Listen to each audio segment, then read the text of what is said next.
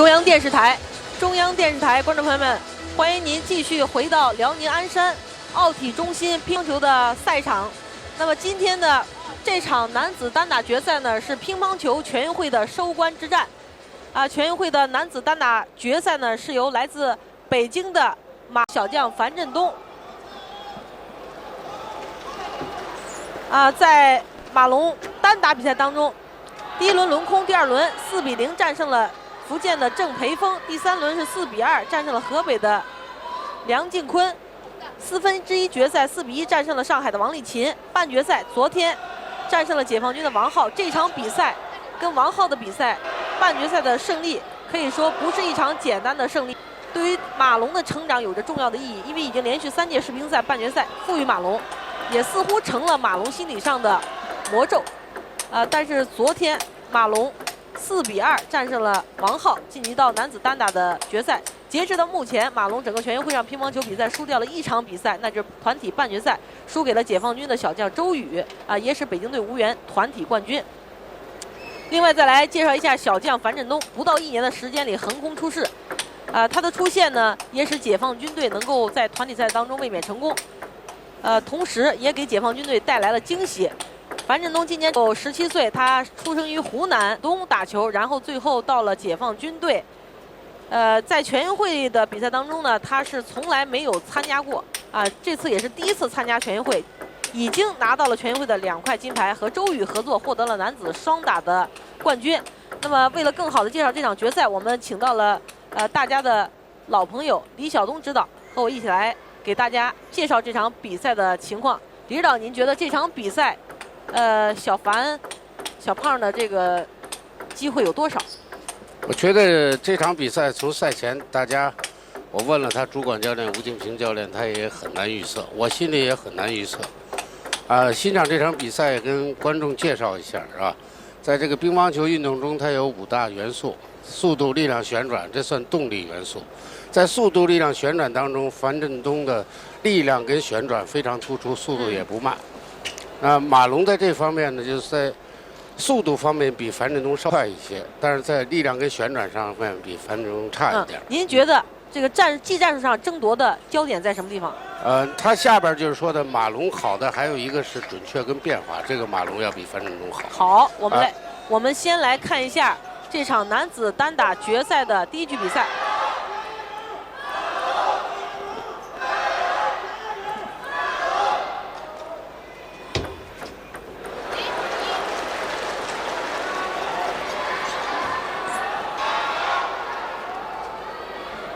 马龙和李晓霞一样，都是辽宁鞍山人，今天在自己的家乡土地上进行比赛，相信他们是非常渴望拿到做的胜利。听说马龙的奶奶还到现场来看比赛，我觉得他真幸福，他的奶奶还能来看比赛。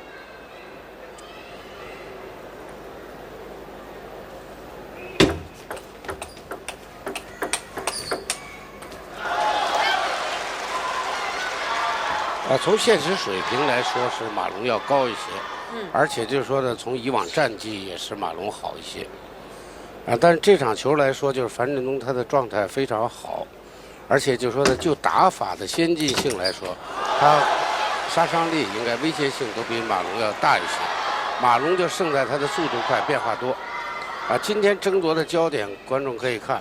是樊振东的实力能够压制马龙的速度跟变化，还是马林的速度变化能够占上风？是的，这是一个最大的看点。樊振东在第1轮轮空，第2轮4比0战胜了福建的陈曦，1/4决赛时候4比2爆出了本次比赛最大冷门，就战胜了大满贯得主山东的张继科。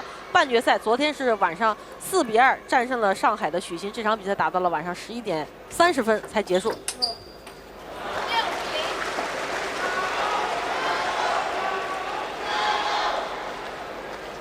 开局马龙还是打出了他一贯的这种精气。马龙在国家队有一个外号，这叫开局王。开局王。就是说马龙他这个不容易，比赛的投入的速度比一般选手要快，而且他的变化特别频繁，在开局阶段。这种也是天赋啊，我觉得。对。所以有的选手如果说跟马龙在啊，前面你扛不住他这个速度跟变化的话，有很多球是没得打了啊。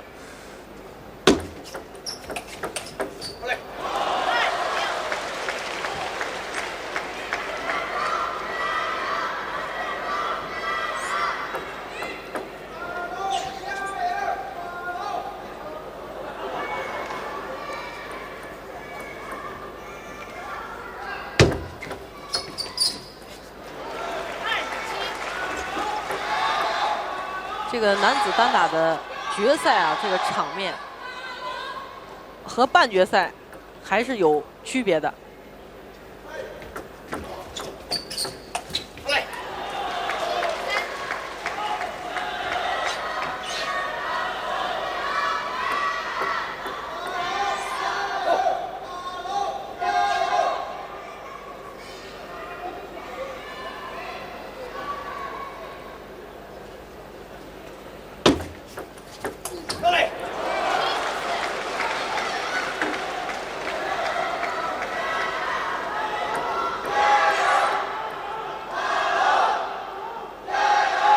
所以在打法上，这个樊振东啊，我举个例子，他就一个重炮手啊，就是靠着他的火力猛啊，力量大，旋转强，速度稍微慢一点，但是他的质量特别高。不行，武器。马龙打的是组合拳，就说呢，我绝对力量不大，但是我每一板衔接的紧，我每一板爆发力强，我变化比较多。但是组合拳里头有一个支点就是要有一个比较好的心理素质。如果说在组合拳当中你一板漏掉一板球的话，对方就会抓住机会。所以这个也是对以前马龙失利总是组合拳在组合当中某一板降低质量，就给对方留下这种搏杀的机会。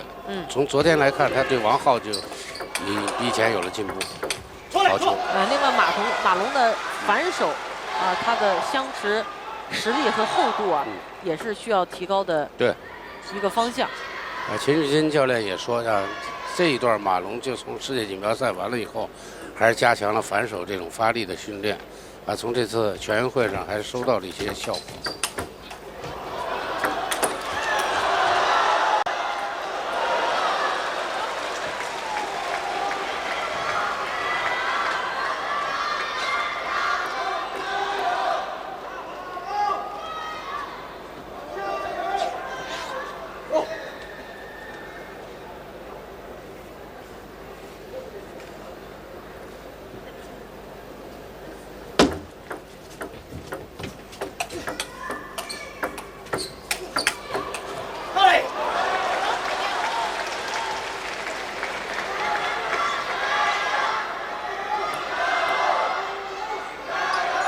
今天也是全运会乒乓球赛场在开赛以来最热闹的一天。今天基本上观众坐满了现场。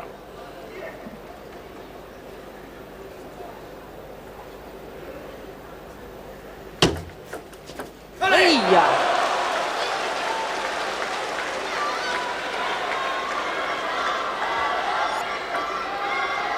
所以樊振东这边拧拉也继承了王浩跟张继科的衣钵，这球拉得非常漂亮，而且拉出了大角度。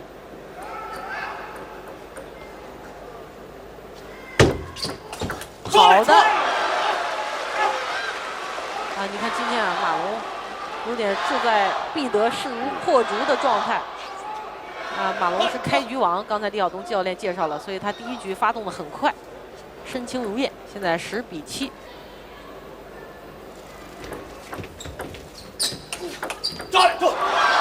这样马龙10比7，先声夺人，拿下了第一局。稍后呢，将继续为您带来第二局的比赛。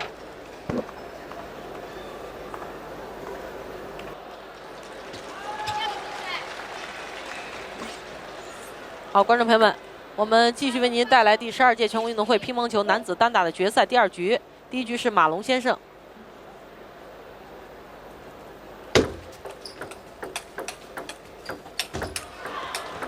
好的，小一板。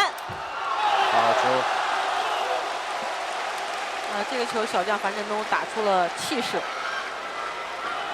啊，这板是关键。你看这板，他反手已经翘了，已经翘起来。如果这个球削的再低一点，啊，樊振东就不好这么爆冲。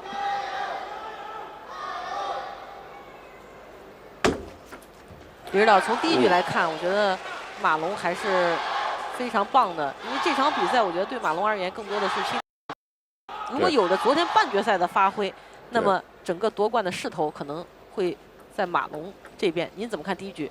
我觉得第一局，马龙打得非常好啊，他把速度变化都打出来了啊，他在落点上他有长短啊，在旋转上他有上下旋，在战术上他有吊正手打反手，啊，结合侧身打得很活，而且进攻的手段很多。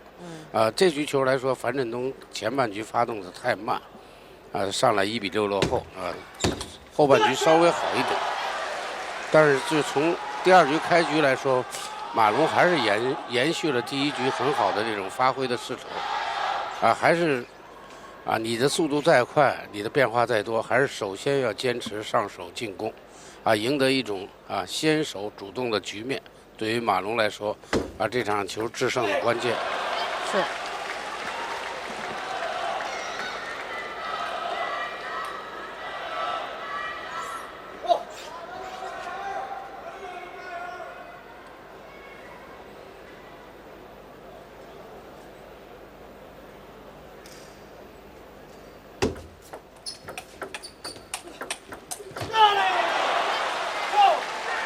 啊，你看樊振东啊，他在场上有股子霸气啊！第一次参加全运会能够表现出这样的水准，我觉得连张继科他们都无法匹及。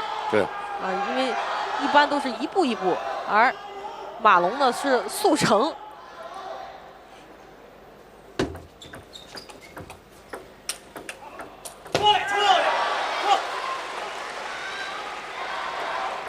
所以观众可以看马龙这个落点打的，他每板球的落点打的是非常讲究的，啊，在快速相持当中，啊，樊振东的反手很强，所以他都是先打在中间，然后再打开。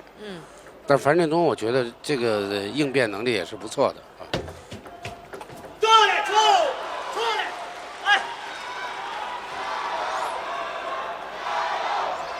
所以刚才这个球也是马龙利用变化啊，我们说是半推，啊，半拉，弄了一个下旋长球，速度很快啊，打了一个樊振东一个措手不及。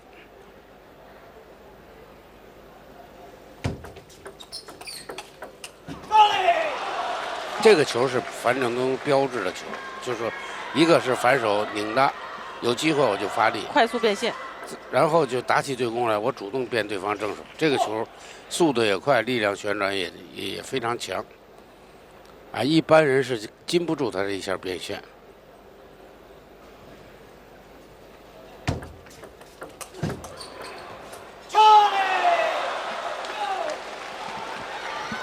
樊振东虽然调动的比马龙慢了一点，但是场上他还是有股子自信。双方在第二局现在打成了5平。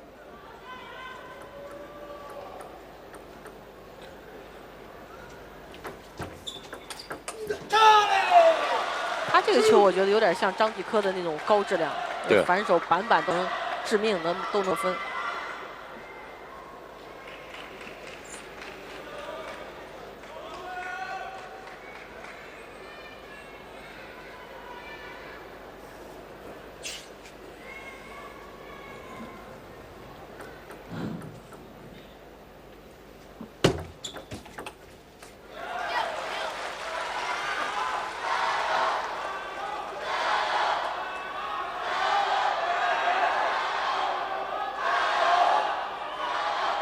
李晓东教练，我觉得从打法上来看，就是马龙啊，把他这种轻灵快变打出来的话，从球路上应该是不惧怕像樊振东这样的，就是像大力水手似的，重型武器。您觉得呢？这个要看，我觉得马龙胜负来说，主要因素看自己，他还真不是看对手，因为我刚才说了，他这种组合拳真打出来的威胁很大的。我也给马龙做过技术统计。你比如说马龙打得好的时候，他多板相持赢了以后，他特长气；相反呢，打多板相持输了以后，他也会连输。所以我就觉得这场球，就说的从技战术上，马龙技战术能力，马龙还是占了一点上风。是的。但是从打法的先进上呢，包括拼劲上，樊振东可能能够挽回一点下风的这种局面。是的。关键还是看两个人的发挥。如果两个人发挥都好的话，马龙可能胜面大一点。樊振东就是说的要用士气，要用这种凶狠，逼迫马龙犯错误，逼迫马龙这个组合拳打不出来，看看他能不能制住马龙。7平，回摆。好球。就是在前台的这种变化控制，完了控制以后的争抢上手来说，樊振东因为这个是个细活樊振东这个出道时间比较短，所以这种细活他这种手上感觉、调节能力上的跟马龙还是有差距。他过多的打这种球，他是不合算的。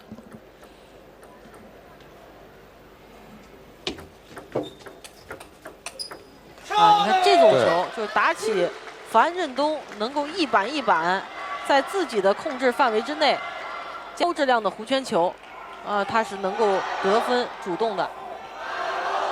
这个东西他要拼上手，拼质量，就是相互之间它是两个不同的球路，看谁能把对手引到自己的路子上来，对，这就打通了。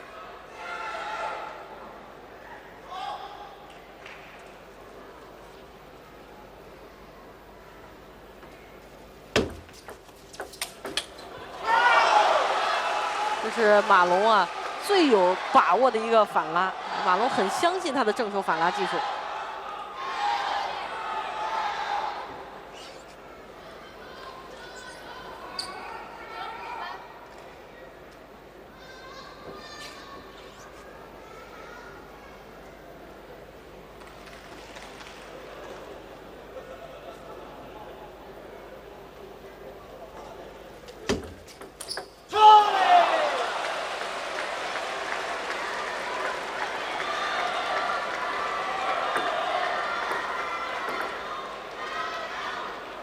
所以关键时候马龙这个发球的话，一出台以后就等于送死了。所以这个球来说，我觉得每一板球都应该在凶狠、积极主动的前提下，还有一个严谨。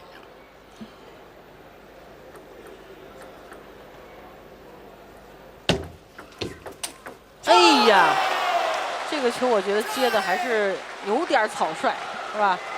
你看这球轻推又没推出个质量，推的也软，被樊振东侧身卷拉直线。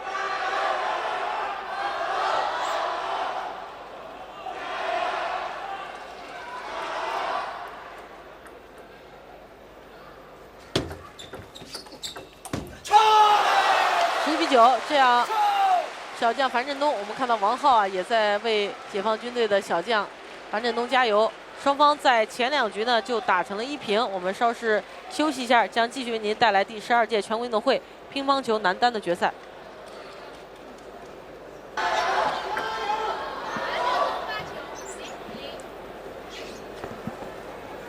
好，观众朋友们，我们一起来看马龙，来自北京的马龙对解放军的小将樊振东的第3局。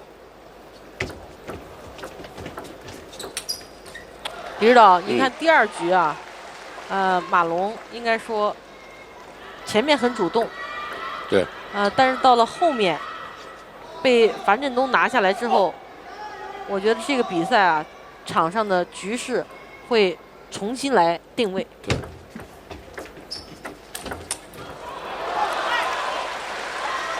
马龙还是要玩细活就马龙来说其实从这个前1局半球打得还可以，第2局打到5比3领先，但是后边的球马龙从变化的次数少了，从进攻来说这种也相对的少。就你控制再好的话，你是控制不住的。好球，这球太漂亮了，马龙在远台跑动当中连续发力进行进攻。这个球呢最关键，他在跌跌撞撞的一个情况下，他还能穿到高质量的穿到了樊振东的反手直线，导致樊振东这个球翘脚，没能够封得住。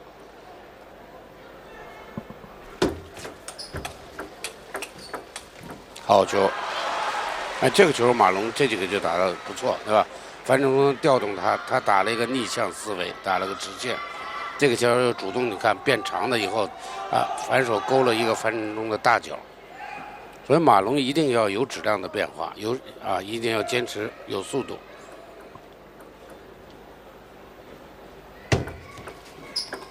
哎呀，这个球你看就这种控制是控制不住，因为樊振东的这个旋转力量太强，不是很好防。如果要形成上旋以后，这个旋转就没那么强，球就稍微的正规一些。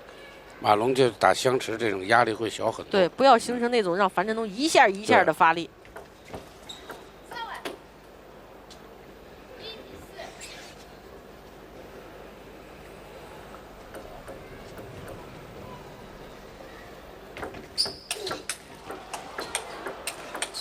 侧身，哎呀！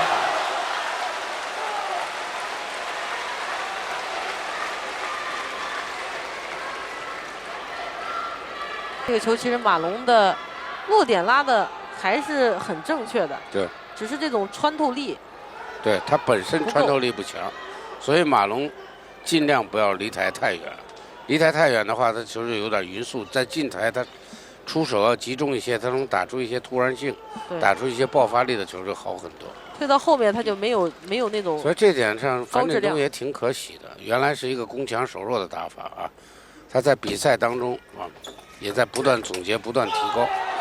就刚才那个球就打出来的3、4板的积极防守以后，还能打出反手反击这点作为年轻运动员很难做的。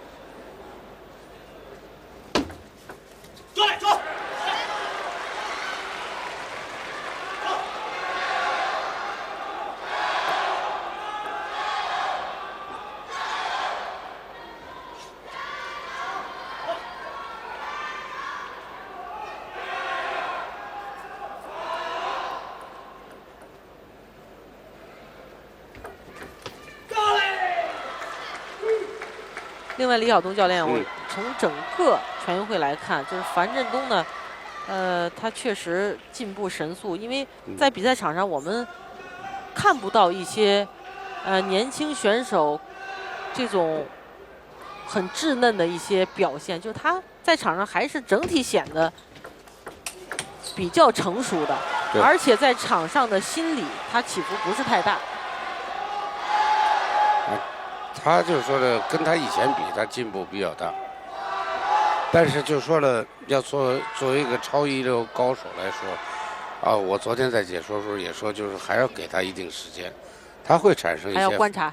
不是，他要锻炼，他要打造。你比如他跟许昕3-0领先以后，许昕变了个节奏他就可以乱2局。好在他第6局他调整好了。是。如果说第6局许昕还8-7领先。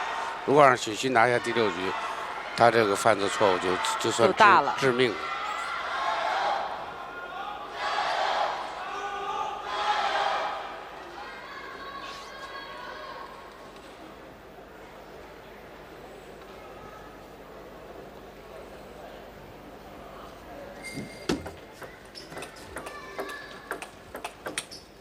好球！这个球来说，马龙就打得非常聪明，是吧？我可以从画面看你看马龙诚心弄一个高的慢的，然后再突然加速，加速里头还有一点旋转。这2个球差别非常大。是。所以樊振东就面对这种变化来说，他站位他都站不。马龙还是要从变化上来突破。现在比分是8-4，马龙在第3局领先4分。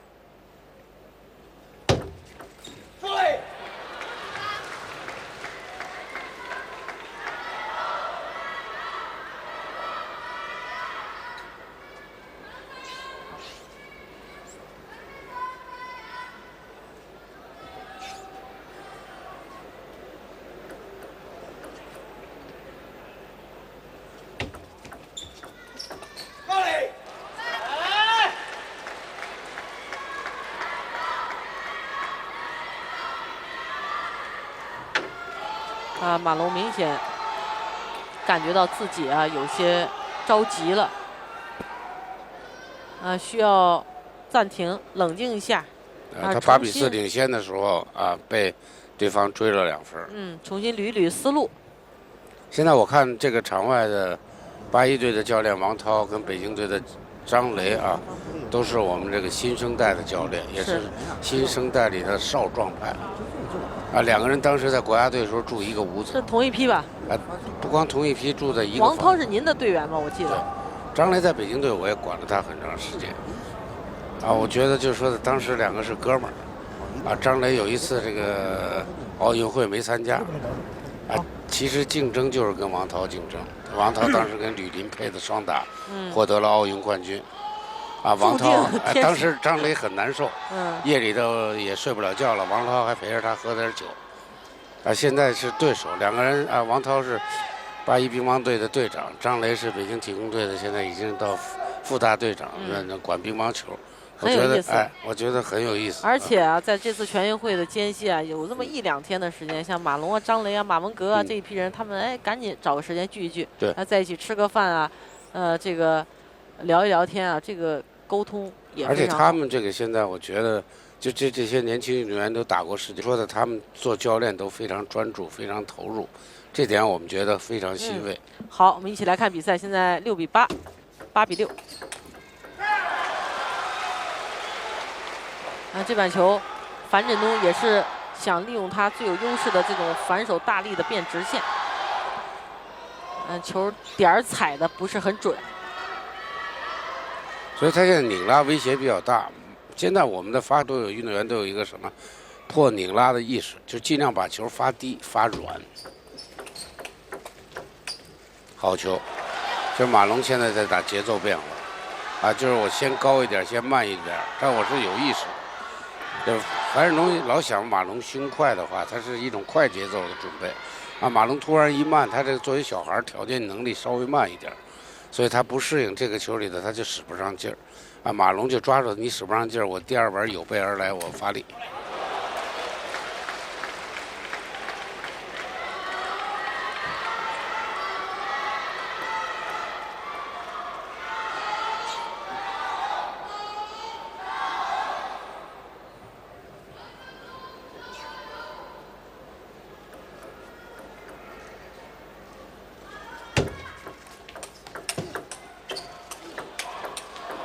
好球！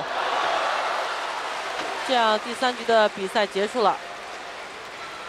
代表北京的马龙是11比7，拿下了第3局。现在比赛打成2比1。我们稍事休息一下，将继续为您带来这场第12届全国运动会男子单打决赛的第4局。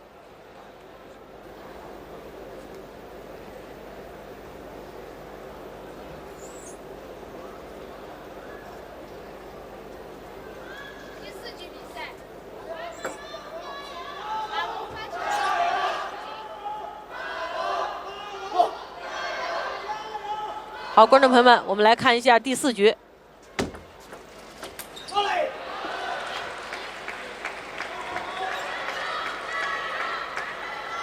全运会的比赛呢，4年1届。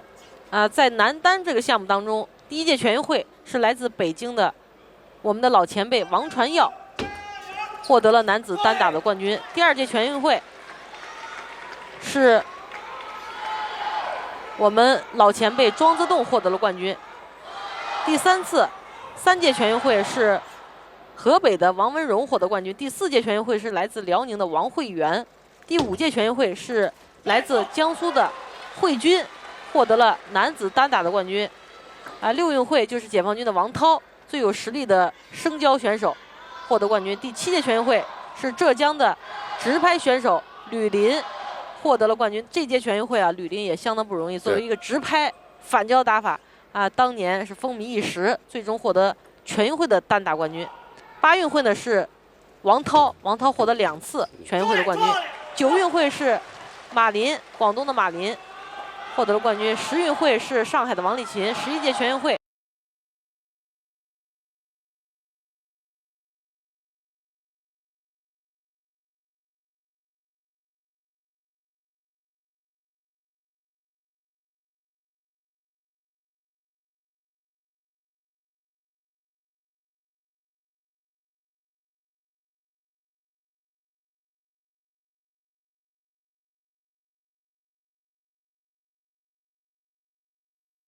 非常到位的。总的表现到目前为止还是不错。但是从这局看，就是樊振东明显加强了这个上手的意识。拧拉现在几乎每个球都用接发球用拧拉。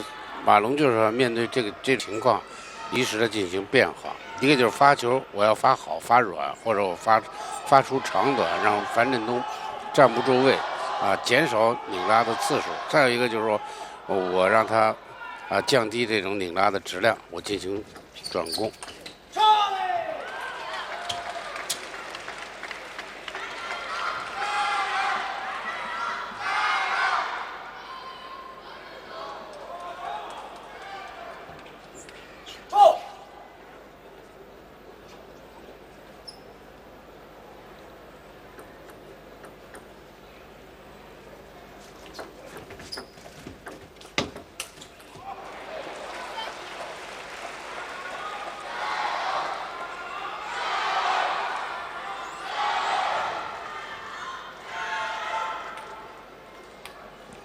所以我个人看，马龙对比分的掌握很关键。因为像樊振东这种年轻选手，只要比分是平分，或者他领先，他气特别旺，不可收拾。你压住他几分的时候还好一点，所以就说的马龙，所以尽量还是能够利用自己的经验跟速度变化，能够取得一种领先的局面。这局来说，马龙也在从开局不是太好逐渐对樊振东的这种拧拉有所适应以后，他也加强了对方拧拉以后自己的抢攻。马龙还是避免放虎归山对，一定要压住对手的士气。这个球，哎呀，这球，这个球拉得很绝，也是一个很绝妙的技术哈，薄。这就是这个球是一个偶然球，纯粹用一个摩擦的办法把这个球拉起来，而且刚刚过网，球还是有很强烈的上旋。这算个意外好球。樊振东再想这么拉，他也拉不出来。现在樊振东呢，在第4局6比4领先2分，底线长的。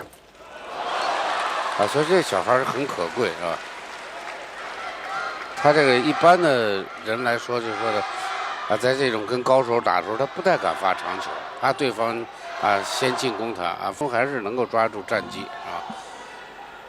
当马龙这个注意力全在前台的时候，他发个长球也是在扰乱马龙。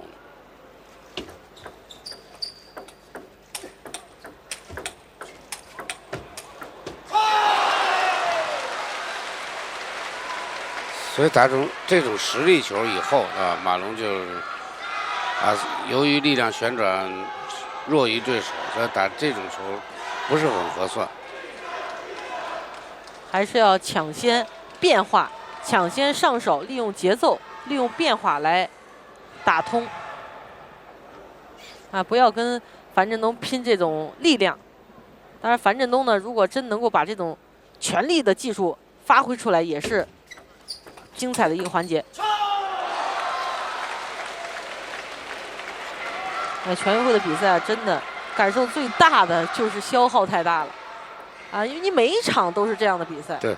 你从第1场开始打到决赛，场场都是4比2、4比3，每局都这么纠结，所以他这个精力体力要求就是太高了。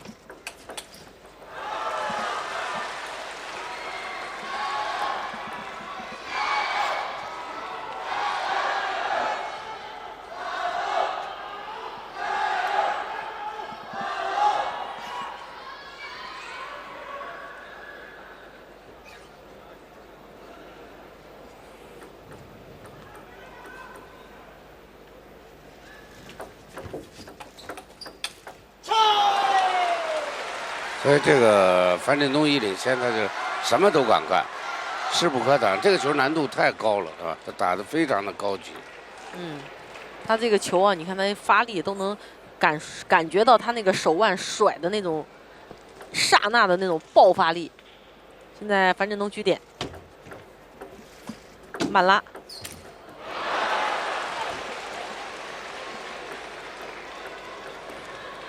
樊振东打球，我觉得很可贵的一点就是上场了以后他很忘我，对，也没有太多的这种顾虑，在场上我觉得还是能够做到一种很超脱的一种状态。对他挺敢担当的。对，你包括他双打也是吧？我认为该加力有一定加力，甚至有对他就不怕失误，疯狂的时刻。所以他关键时候他能打出一些好球来。你跟 NBA 篮球似的，为什么说乔丹棒啊，科比棒？他这个绝杀，他命中率40%多已经很好了，对吧？那其他人连30都到不了，而且宁愿失误，我敢担当。这点来说，樊振东做的是非常好，有担当的精神。对。马龙又追了1分，现在打成了8比10。4比10的时候，小樊还是稍微的松了一下，小的松了一下，潜意识的。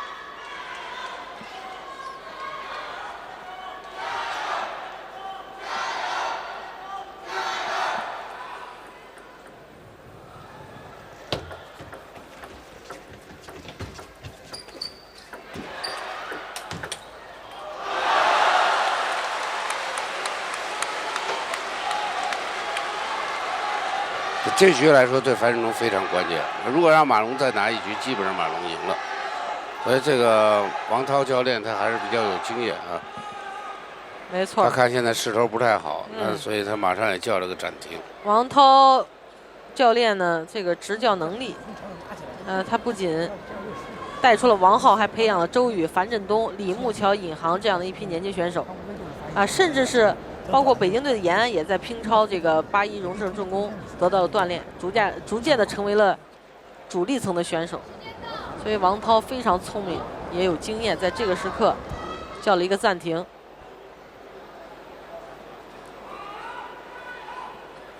李指导，您觉得4比10、5比10的时候，小樊松了吧？我觉得他是先松后紧，到8比10那个球里头，他就比较保守了。有个小半高，他推了一下，让马龙侧身了。所以这个比分我就说了，对运动员的刺激反应特别大。好，我们来看关键的1分，10比9，马龙轻挑，形成对拉，马龙冲过去。哎呀，这个球还是通过2个人强的中远台的对抗之后，实在没办法，这个球樊振东是完全依靠他个人的这种力量和旋转取得了最后1分。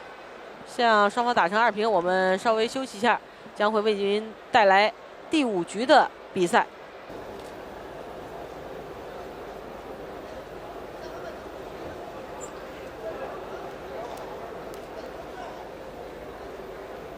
第5局比赛，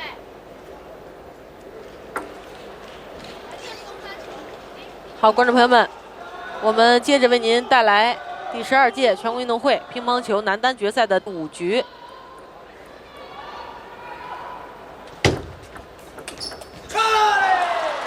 李指导，您觉得第5局开始啊，双方前4局打成2平，接下来争夺的关键点和焦点在哪儿？给我们观众朋友推荐一下。我觉得从前4局看，马龙赢1、3局啊，他都是7分取胜，还是有一些优势。樊振东是24局赢了9分赢，他关键球的能力打得比马龙要强一点。从这局看来说，的确是这场球决定这场球胜负的一个走势。所以这场球的争夺，我觉得也是在开局和前3板啊，这个在开局谁能获得一些优势，在前3板上啊，谁能获得进攻的机会更多啊，下手更快，变化更强的话。啊，这个球里头赢面就大一些，所以就是说呢，而且前3板的争夺，开局的争夺来说，需要一些，首先是需要胆量。没错，我们来关注比赛的情况。啊，你看这种球来说，樊振东的胆子还是说比马龙要大一些。马龙你控制1板以后可以，第2板你一定要上手啊，这球。连续摆短在男子当中啊，当然女子也是一样，就连续我们叫2次摆短是非常困难的事。马龙现在啊还是需要加强发动和进攻啊。如果老是这么给着樊振东这样的进攻的大量机会的话，对，樊振东的威胁是超强的。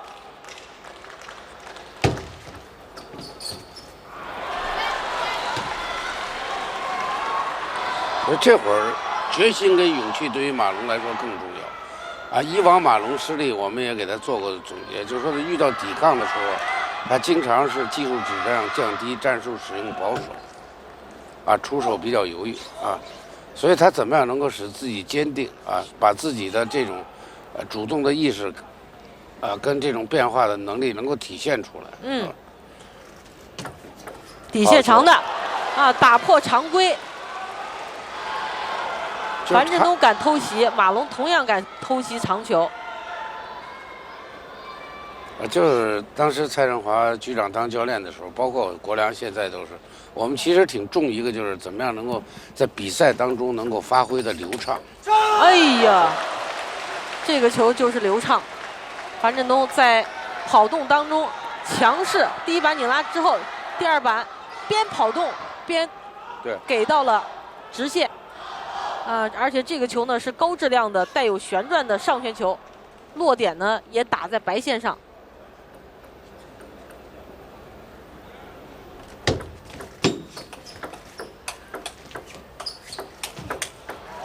哎呀，这球稍显得马龙的这种推到中远台的力量不是太足，整个人显得单薄，是吧？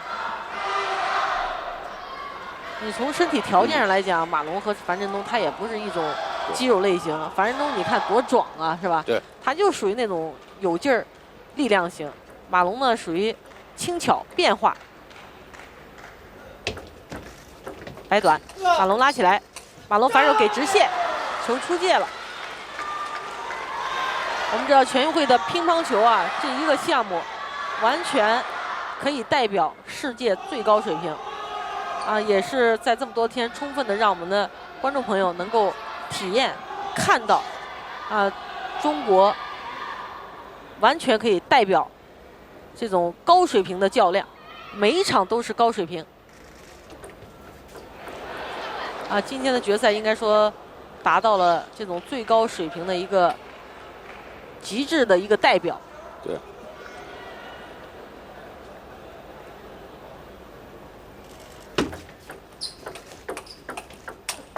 哎呦，这球就没招了，这球连擦网都能勒过去。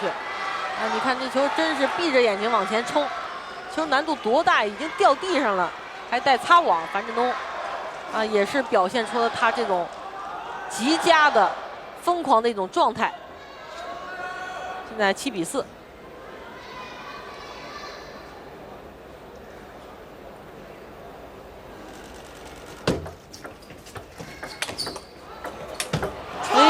又是一个搏杀，李指导，您觉得要打成这样该怎么办？樊振东你给哪儿我都是一板过，全是爆冲大发力，而且他冲的球根本就没法挡，这种球力量太大。我觉得现在马龙还是稍微消极，所以在这会儿还是应该跟对方比上手，就是说尽量的还是这个球我上手，而且就是说呢，第一板上手的质量马龙要高，因为现在樊振东有时候他就有意识给马龙反手底线长。马龙这个球就是为了保险，他所以拉的这个杀伤力不大，这样人家能抓住机会去进攻。再一个就是说，马龙接发球跟台内短球控制还是偏多，他不像樊振东有反手拧拉，一有机会我就拧起来，一有机会我不光拧，我还是拧抽马龙。所以在这两个环节亏了一些。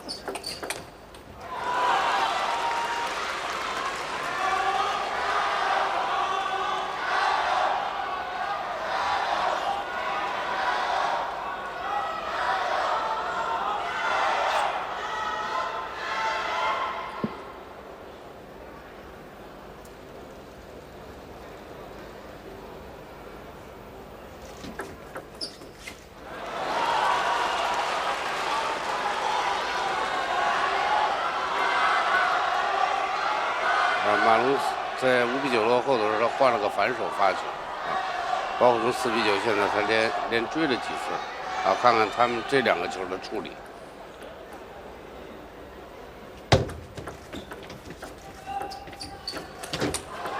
连续，马龙连续穿直线，还是体现一个中远台的这种高质量、高强度的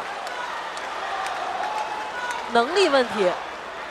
所以这个球我就说了啊，这个就是不流畅。为什么？就是说比分打紧以后，马龙浑身的肌肉也发硬，脚底下他就踩不住、踩不实。所以说打得好的时候，你看樊振东这个球里的，就是说他其脚底下有根，他手上他打球以前很放松粘球这下很集中，所以他的感觉要好一些。侧切出界了，这样樊振东11比7拿下了第5局。现在17岁的解放军小将樊振东3比2领先于马龙。稍后呢，将继续为您带来第6局的比赛情况。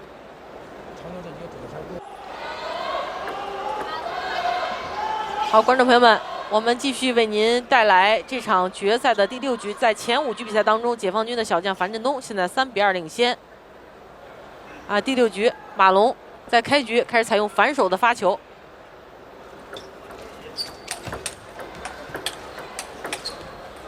李指导，我想问一问，就是第6局，就是第5局的整个马龙的这个速度变化打不出来，您觉得是什么原因？他的特点出不来？我觉得还是心理的影响。你现在不能强调什么对方的旋转强质量高你必须置死地而后生。都知道我加力、加旋转、加速度，我有点风险，但是人家樊振东人家也加了，人家就能赢得一个主动的局面。其实下来大家都能想的，都能看得明白，就是在场上你有没有这个魄力。所以我说有时候真正的困难大家都知道，但真正的战胜自己，那是最难的。明知道有风险，明知道是个挑战，那我就敢于去做。在这点上，张继科他做的做的也不错，是吧？你要我原来介绍过，张继科的技术实力是吧？手上感觉变化能力比王励勤、比马林都弱，但是他就是凭着打法先进，凭着这一口勇气他能打出好多好球。樊振东在这点上比较像张继科，他真是在场上很敢干。另外，今天这场决赛确实给我们带来了竞技体育最大的魅力和奥妙就是运动员在场上这种心理微妙的变化，比分呢是此起彼伏、跌宕起伏，而且整个双方运动员呢，到目前都是很努力的去发挥自己。所以看这场球也很纠结，是吧？既希望马龙赢，也希望小樊赢他们也看重这块牌，而且从队伍建设上，他们俩谁赢了，对队伍建设都是一件很好的事儿。但马龙如果能拿冠军的话他以前没拿过那个全运冠军，是吧？他在队里的位置，包括来，这个球好像马龙的脚下没有踩住，我们看拧拉之后，第一板拉中间，这球好像打到拍子的旁边。他还是移动的话，脚下因为可能是地板上有汗，或者是因为紧张以后脚下这种移动，就是脚下不听使唤的不利索了这下总归是移动的慢了以后，影响他的出手。现在呢，场上的情况就是小将樊振东3比2局数领先，现在比分是4比2领先。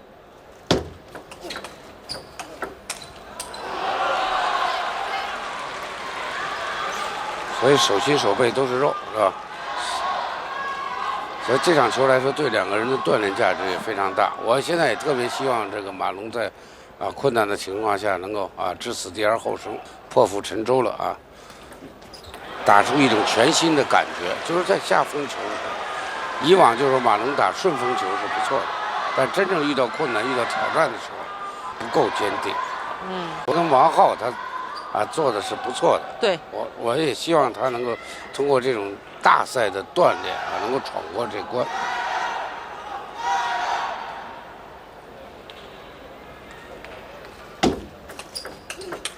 哎呀，这个搏杀球很有胆识，偷了一个底线长的。这球樊振东拉球质量并不低，在台面上拉手。马龙侧身进攻。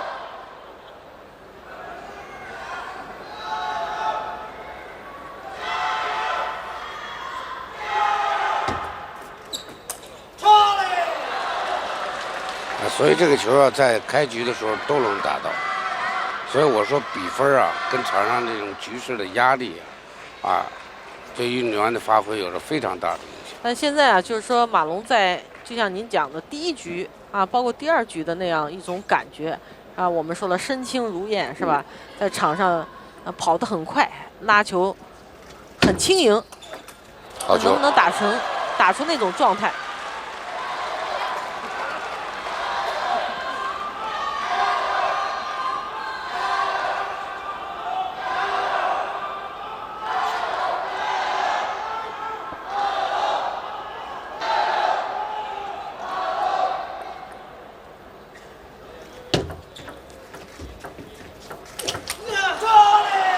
这个球都是太焦急了，是吧？你看，都是2次摆短，摆高了以后，让对手等个正着。这球没必要选择2次摆短。对。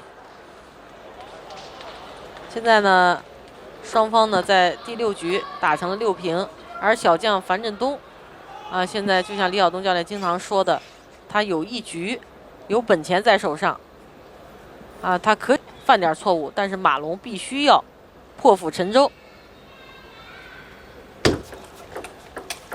发力，哎，这个球真的是一板绝高质量的相持发力。大家看第一板拧拉起来，第2板抽手这个手腕的力量能够看得出对球的这种冲击力。对。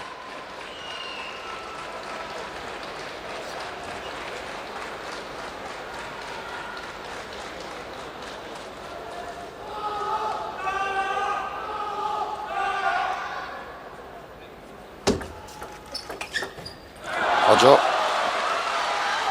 这是你打我一个，我回你一个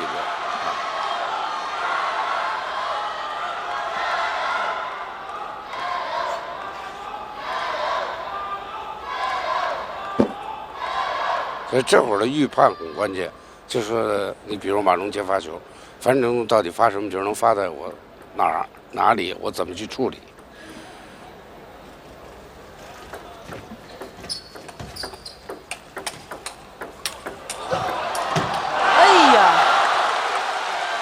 球也很危险，对于马龙来说，樊振东已经强势发力了。你看这把球，已经上风了，是吧？上风了，这个球打丢了一个机会。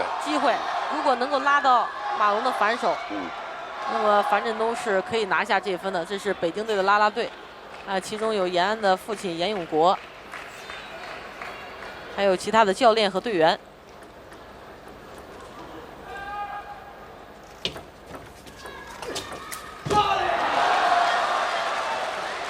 现在马龙还是要真的放开手脚。说归说说的容易，做起来真的太难了。就是你想放开，怎么放开法？这个球就是说，在紧张的同时要适度同时现在要打出一些就是超乎想象的球。对需要超脱的一些打法不要老是常规性的这种打，那个很多球感觉没有魄力，没有创造性。现在来看8平。马龙发球，拧拉起来，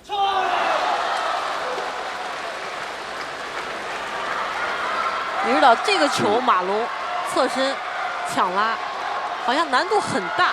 那么前面第1局的时候，我觉得他侧身的拉球各方面都会更上风一些。为什么？就是第1局他一个移动比较快，再一个他胆子比较大，当时压力小。所以他站位比较近，球点比较高。现在他退的稍微后一点，可以刚才从慢镜头看，这个球低于球网，所以难度是比较大了。这个球他就比较好，就是说他这个叫打中间正手短，然后突然投膝反手长。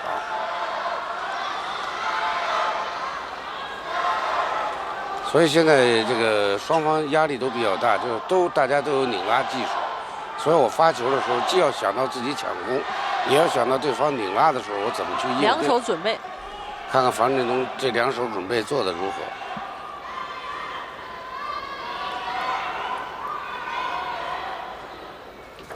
逆向旋转，发球出台。这个球马龙有点运气啊，打了一个这个球抢拉抢的是不错的。这球有一点乌龙球，你发现没有？不，樊振东防的也好，他完了以后马龙打了一个擦网，在关键时候还是有点运气。现在全场的观众这个情绪高涨，都在为马龙加油，因为马龙的家乡是鞍山人。马龙反超，反手发力，马龙在侧，好的！最后一个球，马龙用他最强悍的一面拿下了最后这一分。实际上马龙的体力也在透支，但是马龙还是将比赛拖入了决胜局。我们稍后见。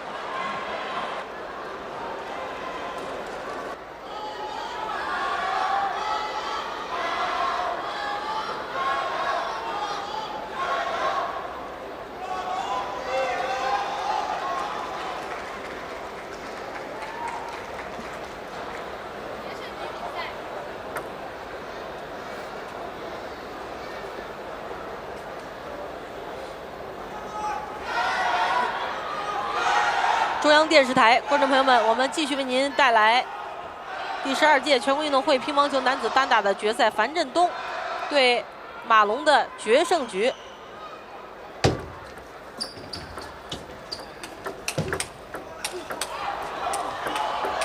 好的，马龙在侧。李指导，现在第7局是不是马龙光靠变化，在台前近台的一种多变和节奏不足以制胜，所以马龙要加强一些，要加强进攻，要加强质量。因为变化到最关键的时候，他不能杀伤对手。好球！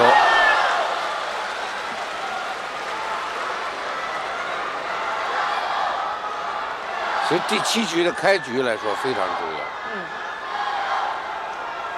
但是第6局，马龙能在9比9的时候2分前面并不占上风的时刻，扳回第6局。我觉得第7局，马龙在开局还是能够延续上一局的那种势头。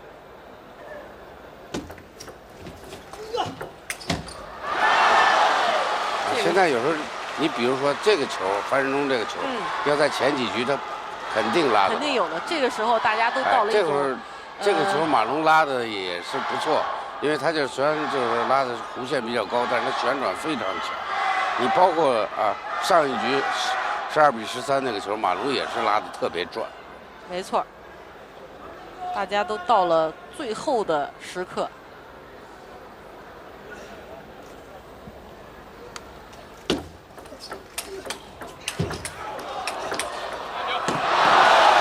看来马龙还真不能这么打。这个球他退出去之后，连续进行重板的发力，这个球对樊振东来讲不是很怕，所以你要进攻，需要还是坚持你的特点，就是加速度，不要退出来。这种节奏实际上是樊振东一种习惯的节奏。对，而且这个小孩的反手变直线的确威力比较大。好的。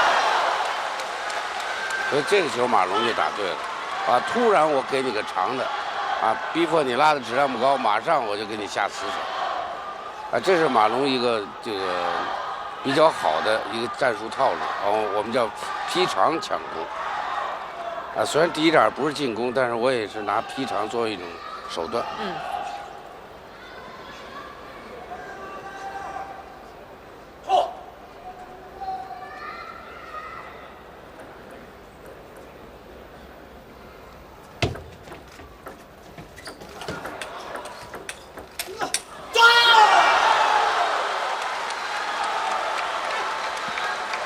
这2个球，马龙强势的进攻，也是竭尽全力调动自己。其实，在决赛场上打到第7局，你就应该拿出这样的势头，老是那种就是情绪比较低沉的那种打法，节奏比较慢对自己在场上的调动是很不利的。对，他刚才一个劈长，一个摆短，就是有作为，我想干点事儿，这点很重要，而且有想法，有套路。现在马龙呢，在第7局4比2领先。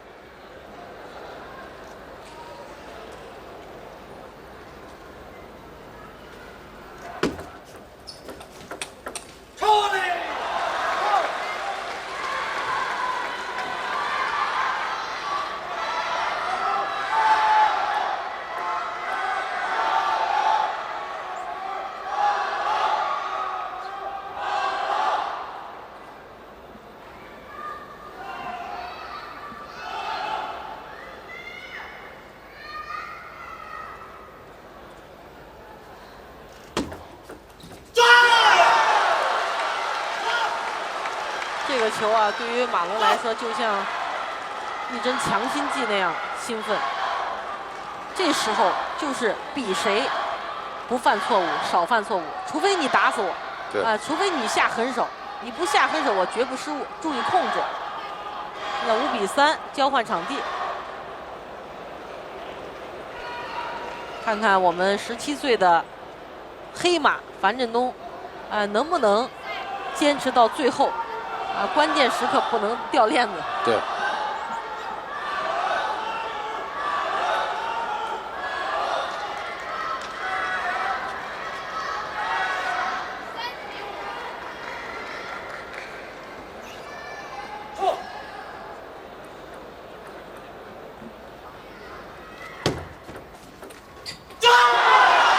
马龙这个球非常好，对吧？我领先了，我不侥幸。樊振东这球可能以为他要过来摆短的，他突然挑了一个。这样马龙现在第7局有3分的优势。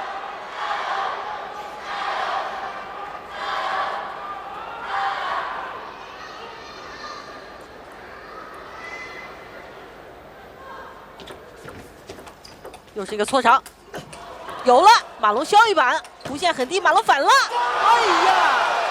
这个球是一个绝佳的，一个很有气势并且很能够使马龙完全振奋提气的一个球。所以马龙削了一下，樊振东过去的质量不高，因为马龙这球削的还是比较转，比较低。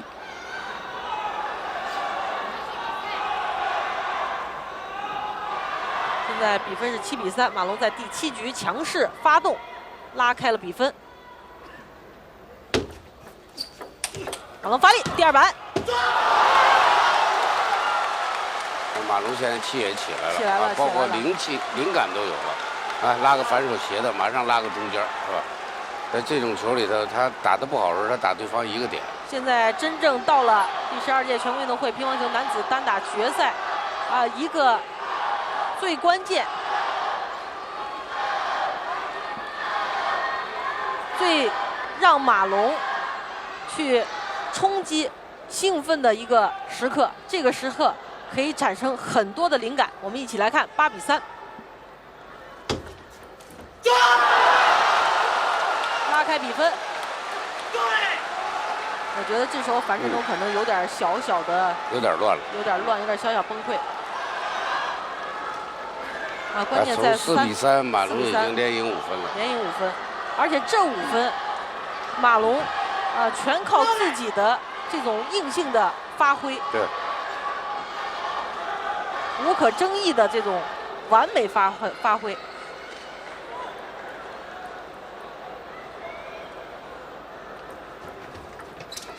哎呀！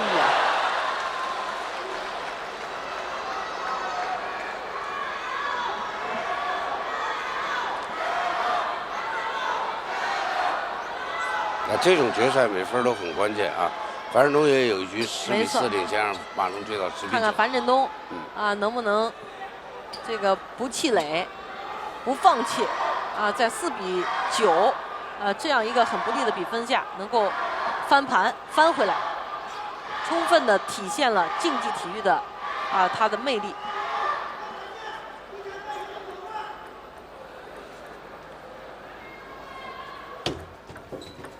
赢了。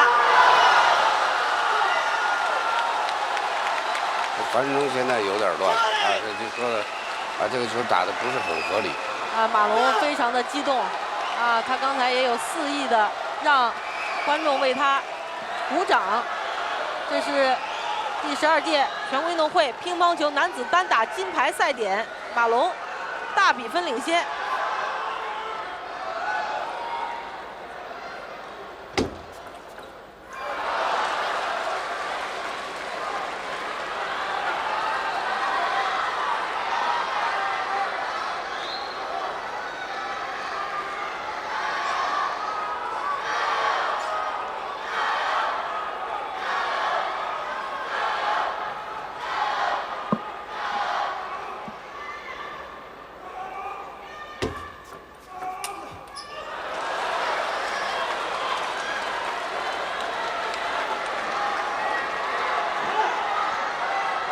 现在樊振东也追了2分双方的暂停都用完了所以现在的心理来说，马龙来说，作为马龙想获胜，千万不能急于求成，或者说的侥幸保守。樊振东还得每球必争。还是很有看点虽然是10比6，来看看这一分。这样，马龙代表北京的马龙获得了第12届全国运动会乒乓球男子单打的冠军。从上届的男单亚军到这届的冠军，虽然这一步之遥马龙走了4年，但是这次夺冠更大的意义在于马龙突破了心理上的魔咒观众朋友们，我们看到马龙和他的教练张雷拥抱在一起，非常激动。也感谢电视机前的观众，感谢李晓东教练参与我们的解说评论。观众朋友们，今天的男女单打全运会乒乓球的决赛就为您转播到这儿，感谢您的收看，是由李晓东和杨颖在鞍山奥体中心现场为您做解说评论的。观众朋友们，再见。再见。